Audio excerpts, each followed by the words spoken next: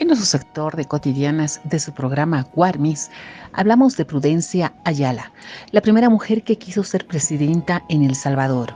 Prudencia fue una mujer de carácter humilde, que en el año de 1930, consciente de sus derechos como mujer, retó al sistema social político de su tiempo a lanzarse como candidata a la presidencia de la República, convirtiéndose así en la primera mujer en El Salvador e Hispanoamérica en optar esa investidura, cuando a las mujeres no se les reconocía el derecho de entrar en la política. Prudencia Ayala nace en Sonsacate el 28 de abril de 1885.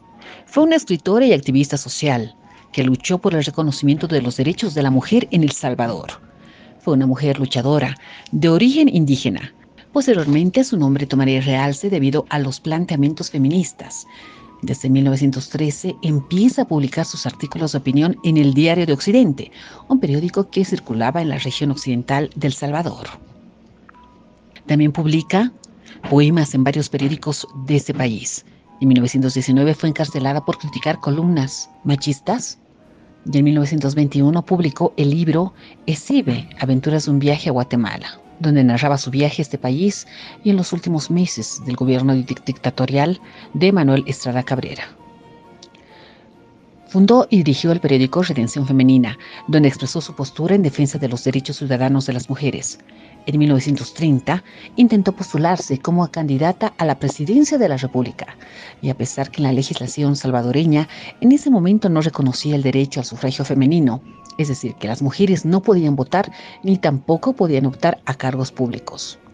Finalmente, esta solicitud fue rechazada por la Corte Suprema de Justicia, pero el debate que siguió a su intento de postulación dio impulso al movimiento femenino que permitió el derecho al sufragio femenino.